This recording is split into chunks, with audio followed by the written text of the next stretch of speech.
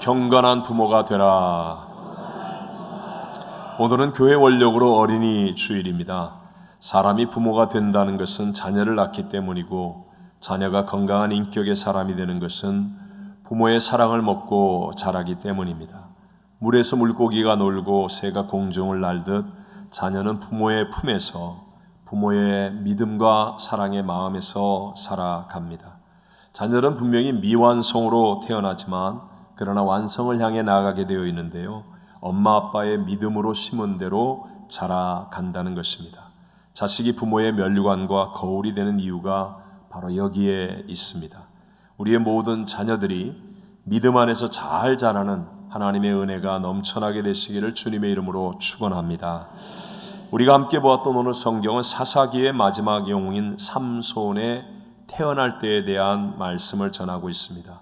사사기에 나오는 12명의 사사들 가운데 마지막 사사가 삼손인데요, 특별한 점들이 있습니다. 먼저 사사기 전체에서 삼손의 이야기는 사사기 13장부터 16장까지 무려 4장으로 가장 길게 기록되어져 있습니다. 또 사사기의 모든 다른 사사들은요, 청년이나 중년의 때에 하나님의 택하심과 부르심을 받아서 사사가 되는데, 삼손만은 태어나기 전부터 하나님의 이미 사명과 부르심 속에 사사가 되고요, 하나님의 사자가 이름까지도 지어 주었습니다. 그리고 사사들 가운데 유일하게 여호와께서 복을 공개적으로 준 사람이 바로 삼손이었습니다. 사사기 13장 24절을 같이 읽어봅니다. 그 여인이 아들을 낳음에 그의 이름을 삼손이라 하니라. 그 아이가 자라매 여호와께서 그에게 복을 주시더니. 아멘. 이스라엘이라고 하는 하나님 선민인 나라의 마지막 사사 삼손은 오늘 기독교 국가의 대표적인 나라 미국에 살고 있는 우리들의 모습과 비슷하다는 생각을 했습니다. 하나님께서 마누아의 가정, 삼손의 아버지 이름이 마누아거든요. 이 마누아의 가정을 택한 것처럼 저와 여러분을 한국에서 택하여 이 미국으로 이민 오게 한 것, 이것도 비슷한 것 같습니다. 자, 삼손을 통해 오늘 우리들의 가정은 어떤 신앙을 가져야 하는지, 자녀를 위한다면 경건한 부모가 되라 라는 제목으로 하나님께서 이 시대를 살고 있는 저와 여러분에게 주시는 3가지 은혜를 함께 나누기를 원합니다. 첫 번째, 하나님은 성공보다 구별된 삶을 먼저 요구하신다는 것입니다. 다시 한번, 무엇보다? 성공보다 어떤 삶을? 구별된 삶을 먼저 요구하신다라는 것입니다. 오늘 본문 3절로 5절을 다시 한번 읽어보겠습니다. 여호와의 사자가 그 여인에게 나타나서 그에게, 보라, 네가 본래 임신하지 못함으로 출산하지 못하였으나 이제 임신하여 아들을 낳으리니 그러므로 너는 삼가 포도주와 독주를 마시지 말며 어떤 부정한 것도 먹지 말지니라. 보라, 내가 임신하여 아들을 낳으리니 그의 머리 위에 삭도를 대지 말라. 이 아이는 태에서 나옴으로부터 하나님께 바쳐진 나실린이 됨이라. 그가 블레셋 사람의 손에서 이스라엘을 구원하기 시작하리라 하시니. 아멘. 여러분, 원래 삼손의 부모는 임신하지 못하고 자녀를 출산하지 못하는 형편에 있었습니다. 그 옛날에 자녀가 최고의 축복이라고 생각하는 그 시대에, 자녀가 무엇보다 중요한 그 시대에 자녀를 잉태하지 못하고 출산하지 못하는 것은 굉장히 큰 어려움이었죠. 그런데 하나님께서 사자를 보내시고 그 가정에 놀라운 출산, 잉태와 출산의 소식을 전해 주시는 겁니다. 정말 엄청난 은혜라고 말할 수 있습니다.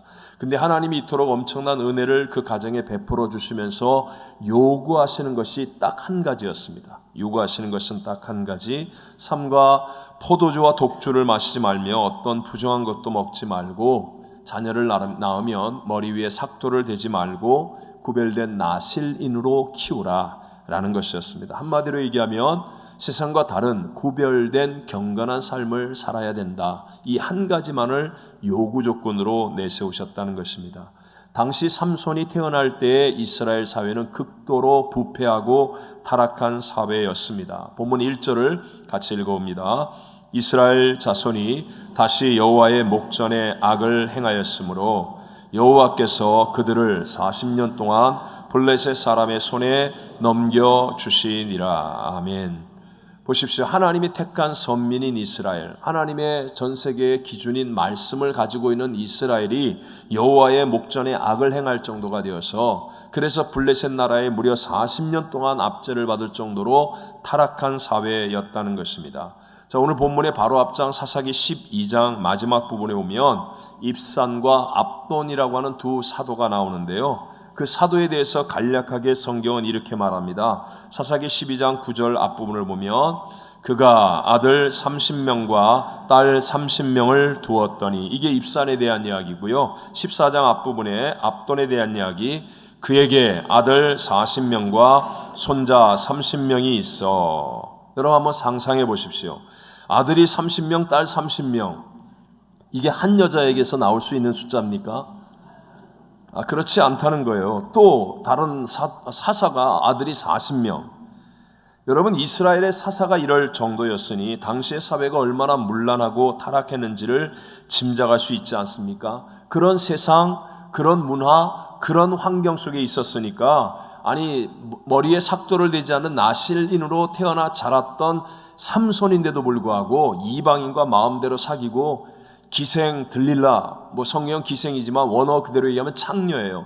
창녀 들릴라의 집에 아무렇게나 들락달락하고 이런 삶을 살아갈 수 있는 이유는 그 시대가 얼마나 타락한 시대였는가를 우리에게 알게 해 주는 것입니다. 그런데 하나님은 이와 같은 시대에 마노아에게 사람이 할 수 없는 것을 행하시는 잉태와 출산의 그 복된 소식을 전해주시면서 그 은혜를 베풀어 주시면서 단 한 가지만을 요구하셨는데, 그것이 바로 거룩하게 구별된 경건한 가정이 되어야 한다라는 것이었습니다.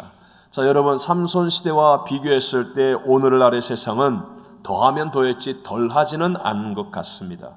하루가 멀다 하고 세상에 떠오르는 정말 가슴 아픈 부패와 타락의 이야기들, 부정부패의 이야기들, 두렵고 떨리는 부끄럽기 짝이 없는 소식들, 얼마나 많은 안타까운 일들이 일어나고 있는지요.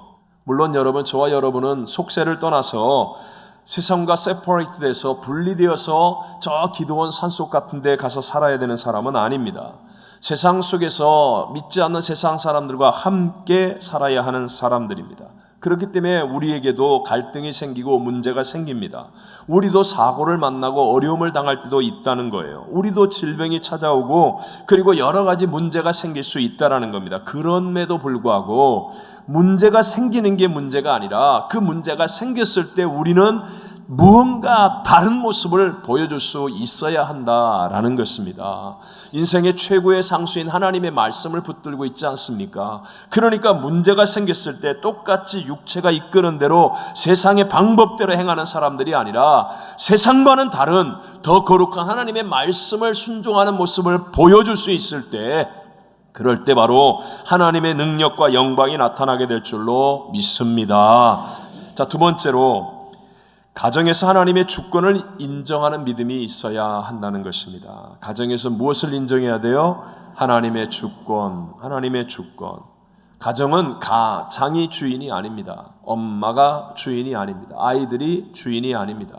누구도 주인이 아닙니다. 하나님의 주권을 인정하는 가정이 되어져야 한다는 것이죠. 자, 사사기 13장 15절과 16절을 같이 한번 읽어보겠습니다. 마노아가 여호와의 사자에게 말하되 구하옵나니 당신은 우리에게 머물러서 우리가 당신을 위하여 염소 새끼 하나를 준비하게 하소서 하니, 여호와의 사자가 마노아에게 이르되 내가 비록 나를 머물게 하나 내가 내 음식을 먹지 아니하리라. 번제를 준비하려거든 마땅히 여호와께 드릴지니라 하니, 이는 그가 여호와의 사자인 줄을 마노아가 알지 못함이었더라. 아멘.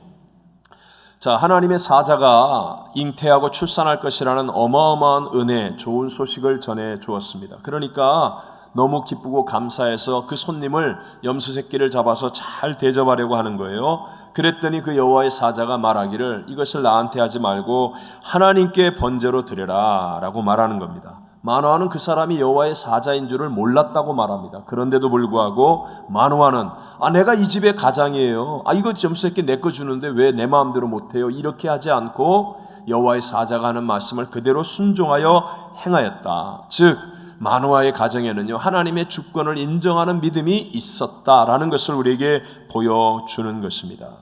여러분, 우리가 잘 아는 다윗의 다윗됨이 바로 그런 것 아닙니까? 그는 광야에서 쫓기며 죽도록 고생하고 있었습니다. 그런데 자기를 괴롭히는 사울을 죽일 수 있는 기회가 온 거예요. 자기가 고통을 당하고 문제를 당하는 이유는 사울 때문이었는데, 이 사울을 없애버릴 수 있는 그 순간에도 다윗은 손을 들어 사울을 치지 않았습니다. 이유는 하나입니다. 왜냐하면 사울은 하나님이 기름 부어 세운 왕이었기 때문에, 즉 하나님의 주권을 인정해요, 안 해요? 인정하는 믿음. 그러니까 그때는 조금 손해를 본 것 같습니다. 다윗의 타이밍이 조금 늦어진 것 같습니다. 하지만 하나님의 주권을 인정하는 다윗을 기뻐하셔서 나머지 하나님께서 책임져 주시고 역사해 주시니까 더 좋은 일이 깊고 넓고 높게 일어나게 된 줄로 믿습니다. 오늘 우리 성찬의 예수님이 우리에게 보여주신 믿음의 본이 바로 그거 아닙니까? 예수님은 점도 없고 흠도 없고 죄를 지은 적이 없는, 죽어야 될 이유가 없으신 분입니다. 그런데도 불구하고 십자가를 앞에 놓고 아버지여 이 잔을 내게서 옮겨 주옵소서, 그러나 내 원대로 마시옵고 아버지의 원대로 되기를 원하나이다. 오늘 우리들의 신앙은 어떻습니까? 내 원대로 안 되면 난 교회 안 나갑니다. 네? 아버지고 뭐고가 어디 있어요? 내 원대로 돼야 됩니다. 구역예배 내 원대로 오늘 드려야 됩니다. 내 원대로 이 찬송가 불러야 됩니다. 내 원대로 이렇게 해야 됩니다. 그러니까 여러분, 하나님의 영광이 사라지고 하나님의 능력과 은혜와 기적이 사라지고 있는 것은 아닙니까? 자, 사사기 14장 6절 앞부분과 19절 앞부분을 한번 읽어보겠습니다. 여호와의 영이 삼손에게 강하게 임하니 그가 손에 아무것도 없이 그 사자를 염소 새끼를 찢는 것 같이 찢었으나, 한번 보십시오. 사자를 염소 새끼 찢듯이 찢었어요. 이유는 여호와의 영이 삼손에게 임하였기 때문에. 계속해서 여호와의 영이 삼손에게 갑자기 임하심에 삼손이 아스글론에 내려가 그곳 사람 30명을 쳐 죽이고. 아멘. 여러분, 혹시 옛날 영화에 그 17대1 뭐 이런 거 아십니까? 남자분들은 대강 아시죠? 무용담을 얘기할 때 내가 17대1로 싸웠는데 이겼다. 그거 딱 뻥이거든요. 무슨 17대1로 싸워서 이깁니까? 죽도록 터지는 것이. 1대1로 싸워서 이기기도 어렵고 2대1이면 더 안 되는 건데, 그런데 그게 무용담이 된 것, 혹시 그럴 수가 있기 때문에. 근데 성경은 진리잖아요. 아스글론에 내려가서 30명의 군사를 그냥 삼손이 때려 죽였어요. 그 이유는 여호와의 영이 삼손에게 갑자기 임하셨기 때문에. 사사기 15장 14절 후반절로부터 15절까지를 같이 읽어봅니다. 여호와의 영이 삼손에게 갑자기 임하심에 그의 팔 위에 밧줄이 불탄 삼과 같이 그의 결박되었던 손에서 떨어진지라. 삼손이 나귀의 새 턱뼈를 보고 손을 내밀어 집어들고 그것으로 1000명을 죽이고. 아멘. 몇 명을 죽였어요? 1000명. 이유가 뭐죠? 여호와의 영이 삼손에게 임하였기 때문에. 이렇게 삼손은요, 하나님으로부터 특별한 힘과 능력을 은사로 받았습니다. 그래서 머리가 깎여서 붙잡힐 때까지 삼손은 단 한 번의 패배도 없었던 사람이었습니다. 나귀 턱뼈 하나를 붙잡고, 군대입니다. 이스라엘을 40년 동안 지배했던 블레셋의 군대 군사 1000명을 쳐서 죽일 만큼 대단한 은사를 가진 사람입니다. 이 삼손의 능력의 근원은 당연히 하나님이셨죠. 여호와의 영이 임하였기 때문이었습니다. 그런데 그런 삼손이 하나님께 집중하지 못하고 기생 들릴라의 무릎을 베고 누워 있을 때에는 바로 그 은사와 능력을 주신 하나님의 주권에서 벗어나게 된 거예요. 벗어나게 된 거예요. 그랬더니 그 특별한 삼손도 별 볼 일 없더라는 겁니다. 결국은 붙잡혀서 두 눈이 다 뽑히고 온몸이 묶여 짐승처럼 맷돌을 돌리며 조롱과 수치와 멸시를 받는 비참한 신세가 되고 말았다는 것입니다. 지금부터 약 20년 전의 이야기예요. 1999년 10월 인천에 있는 한 호프집이라고 얘기하죠. 맥주집. 당시에 왜 그런 호프집 뭐 그런 거 있었잖아요. 제가 그 뉴스를 보고 너무 그때 충격을 받아서 스크랩을 하나 해놨었습니다. 그때 그 호프집에서 화재가 발생했습니다. 근데 그 화재로 순식간에 50명이 죽었어요. 그리고 40명이 중상을 입었습니다. 그 후에 더 많이 죽으셨겠죠. 근데 그때 뉴스가 나올 때는 50명이 죽었어요. 40명이 중상을 입었어요.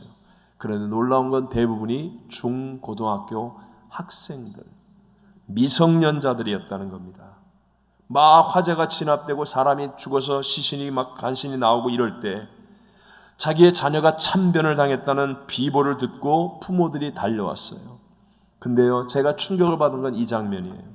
그 달려온 부모들이 하나같이 주의 이름을 부르면서 아무개야, 네가 왜 여기 있냐? 너 어떻게 여기 있냐? 이렇게 울부짖는 거예요. 이렇게. 자기 아들이 중학생인데 왜 호프집에 있냐는 거예요. 고등학생이 왜 맥주집에 있냐는 거예요. 네? 자, 20년의 세월이 흐른 지금 이 시대는 더 나아졌습니까? 한 지붕 아래에 살고 있었지만 지금 내 자녀가 어떤 상태인지, 내 자녀가 뭘 하는지, 어디를 주로 가는지, 인터넷을 열면 무엇을 주로 보는지 우리는 전혀 알지 못하는 경우가 대부분 아닙니까? 그때 그 부모들이 가슴을 치며 내 아들이 왜 여기 있냐? 뭘 왜 거기 있어요? 벌써 옛날부터 거기 다니고 있었는데. 네? 부모만 몰랐던 거지요. 그럼 이 자녀들을 여러분이 쫓아다녀야 됩니까? 인터넷 켤 때마다 뭐 보냐고 옆에서 감시해야 됩니까? 할 수 있겠습니까? 해서도 안 되고 할 수도 없다는 거지요. 그러나 우리의 자녀들을 지켜줄 수 있는 분이 있습니다. 그분이 바로 우리 하나님이신 줄로 믿습니다. 그러니까 우리의 자녀들을 하나님의 주권 아래에 있도록 만들어야 하는 것이 우리의 책임이라는 거예요. 근데 우리 한국 부모님들의 최고의 문제는 희한하게 다른 일은 참 신앙 안에서 잘하는데 자녀 문제만 다가오면 이상하게 괴물 같은 믿음이 되는 사람들이 많습니다. 자녀들 얘기만 하면 우리 자녀는 시험 봐요. 교회 못 가요. 예배 못 드려요. 1년 동안 교회 못 나가요. 그래, 1년 있다가 오면 그 자녀가 하나님의 주권 아래 있을 것 같습니까? 네? 정말 세상의 성공이 우리의 자녀의 행복과 인생을 보장하는 것입니까? 제가요 33년 이미 목회하면서 나는 주일날 교회 예배 잘 드리고 교회 봉사 잘하고 교회 하는 일에 열심히 하는 사람이 잘못되는 경우 그런 자녀를 못 봤어요. 결국은 다 잘되고 부모에게 효도하고요 멋진 인생을 살고 가치 있는 인생을 살게 되더란 말입니다. 여러분, 지금 우리의 현실은요 주님이 경고하신 그런 것처럼 우리 교회와 그리스도인들이라고 말하는데도 불구하고 하나님의 주권 아래 있지 않은 경우가 너무나 많다는 걸 기억하셔야 됩니다. 우리 마태복음 7장 21절 한번 경고로 읽어볼까요? 나더러 주여 주여 하는 자마다 다 천국에 들어갈 것이 아니요 다만 하늘에 계신 내 아버지의 뜻대로 행하는 자라야 들어가리라. 아멘. 얼마 전에 한 글을 읽었습니다. 미국 목사님인 크리스 윌리엄 에드먼이라는 분이 쓴 이 Beyond Chaos라는 혼돈을 넘어서라는 아직 한글로 번역되지 않은 책인데 그 책의 내용을 인용한 글을 제가 읽었어요. 근데 굉장히 이 공감이 와서 딱 마음속에 이렇게 닿더라고요. 그 책을 인용한 그 글이 이래요. 오늘날 미국 가정의 근본을 흔들고 있는 두 쌍둥이 잡신이 있는데 하나는 나라는 잡신이고 이름을 가진 신이고 다른 하나는 머니라는 이름을 가진 신이라는 겁니다. 나 사람이 먼저다. 나 이것과 뭐니 해도 머니가 있어야 된다. 이 머니. 자, 성경이 예언했죠. 디모데후서 3장 1절과 2절을 읽어봅니다. 너는 이것을 알라. 말세에 고통하는 때가 이르러 사람들이 자기를 사랑하며 돈을 사랑하며. 자, 세상이 지금 이렇게 되고 있고 이미 성경은 이것을 예언하고 있습니다. 그럼 이런 말세의 강력한 풍조 속에서 우리와 우리의 자녀들을 하나님의 주권 속에 있게 하려면 어떻게 해야 됩니까? 부모가 먼저 경건의 본을 보여야 되는데요. 우리 부모님들이 먼저 십자가의 은혜를 붙잡아야 됩니다. 십자가의 은혜. 십자가가 뭡니까? 세상에 대해서 죽음을 경험해야 돼요. 세상에 대해서 내가 죽는 겁니다. 갈라디아서 5장 24절에 말씀합니다. 그리스도 예수의 사람들은 육체와 함께 그 정욕과 탐심을 십자가에 못 박았느니라. 아멘. 여러분, 하나님이 문제보다 크다고 믿으시면 아멘. 지금 우리의 자녀가 시험 조금 못 봐도요 그래도 죽어야 돼요. 죽어야 돼요. 하나님을 향하여 믿는 믿음을 가지고 죽어야 돼요. 내 욕심대로 자녀를 키우지 말고요. 내 생각대로 하려고 하지 말고요. 먼저 죽어야 한다는 겁니다. 죽어야 되는 거예요. 오늘 교회에서 점심 식사 시간에 누가 앞에 세치기를 해도 죽으세요. 죽으세요. 주여, 아시죠? 국과 밥이 양이 달라도 죽으세요. 주여, 아시죠? 내가 오늘 여기서는 조금 먹어도 딴 데서 하나님이 좋은 걸 주실 줄로 믿습니다. 죽는 훈련하는 거예요. 죽는 훈련. 교회에서 내 고집, 내 뜻, 내 주장 아닙니다, 여러분. 자기 옳음을 주장하고 자기 선입견, 자기 뜻, 자기 계획을 가지고 그것으로 예단하여 인생을 살아가면요, 초라해집니다. 초라해져요. 내 능력을 못 뛰어넘는다는 거예요. 그러나 위대한 능력이 예수님께 있음을 믿는 것입니다. 예수님만이 부활의 영이요, 예수님만이 질병을 이기시고, 예수님이 가난과 저주를 이기고, 예수님 문제를 이기고, 예수님이 화목해 하시고, 예수님이 위대한 능력을 가지고 계신 분임을 믿는 겁니다. 그래서 내가 예수의 십자가를 붙잡고 눈앞에 보이는 거 잠깐 죽는 거예요. 난 죽었습니다. 내가 죽었습니다. 그리고 예수님과 함께 묶이면, 그러면 예수님이 책임져 주시고, 예수님이 합력하여 선을 이루시고, 예수님의 타이밍에 예수님의 능력으로 더 위대하게 만들어 주실 줄로 믿습니다. 예수 생명이 나타나게 되고 성령의 열매가 맺어지는 승리하는 인생이 될 줄로 믿습니다. 이게 신앙이라는 겁니다. 이게 신앙. 무슨 일이 있어도 하나님의 주권을 인정하는 가정이 되도록, 여러분, 내가 죽어야 가정이 산다. 아사 가정 생이에요. 내가 죽으면 가정이 사는 거예요. 아생 가정 사예요. 내가 살면 가정이 죽습니다. 내가 먼저 십자가 은혜 붙잡고 죽음을 경험하고 또 죽는 자가 되시기를 주의 이름으로 축복합니다. 마지막 세 번째로 회복이 필요합니다. 회복은 기도입니다. 기도를 회복하는 가정이 되어야 자녀가 잘 될 수 있다라는 것입니다. 오늘 본문 가운데 8절과 9절을 같이 한번 읽어보겠습니다. 마노아가 여호와께 기도하여 이르되 주여 구하옵나니 주께서 보내셨던 하나님의 사람을 우리에게 다시 오게 하사 우리가 그 낳을 아이에게 어떻게 행할지를 우리에게 가르치게 하소서 하니, 하나님이 마노아의 목소리를 들으시니라. 밭에 앉았을 때에 하나님의 사자가 다시 그에게 임하였으나 그의 남편 마노아는 함께 있지 아니한지라. 아멘. 내가 죽는 것만이 끝이 아니고요, 내가 죽어야 됩니다. 먼저 십자가에 죽어야 됩니다. 그리고 하나님을 향하여 기도하는 사람이 되어지면 반드시 하나님의 회복의 역사, 합력하여 선을 이루신 하나님의 역사는 일어나게 될 줄로 믿습니다. 마노아는 바로 이렇게 기도할 줄 아는 가장이었다는 것입니다. 여러분, 하나님께 기도하지 않겠다는 것은 자기 소견에 좋은 대로 하겠다는 것이고, 그것이 바로 사사시대와 같은 타락과 실패로 가는 길임을 우리에게 깨우쳐 주는 것입니다. 제가 어제 이제 교포 신문 기사를 딱 보니까 일면에 이런 기사가 나와 있더라고요. 한국의 방탄소년단이라는, 여러분 K-팝 그룹 아시죠? 그 그룹이 월드 투어를 다시 시작하는데 그 첫 번째 장소가 파사디나 로즈볼 스타디움이래요. 아셨어요? 아, 그렇구나. 근데 그 로즈볼 스타디움에 9만 명까지 들어갈 수 있답니다. 근데 어제와 오늘 이틀 하는 거예요. 토요일과 주일 이틀을 하는데 그 9만 명 표가 이틀치가 발매와 함께 다 매진됐답니다. 그러니까 어제와 오늘 이틀 동안에 최소한도 18만 명의 청소년들이, 물론 어른도 끼어 있겠죠. 하지만 거의 대부분이 좀 더 청소년대에 속한 사람들이 구름대처럼 모여드는 거예요. 18만 명이. 저는 그러면서 지난 목요일 날 있었던 국가기도회 날 연합기도회를 생각했습니다. 자, 400명이 넘게 왔다고, 많이 모였다고 다들 막 감탄하고 좋아했습니다. 뜨겁게 기도했습니다.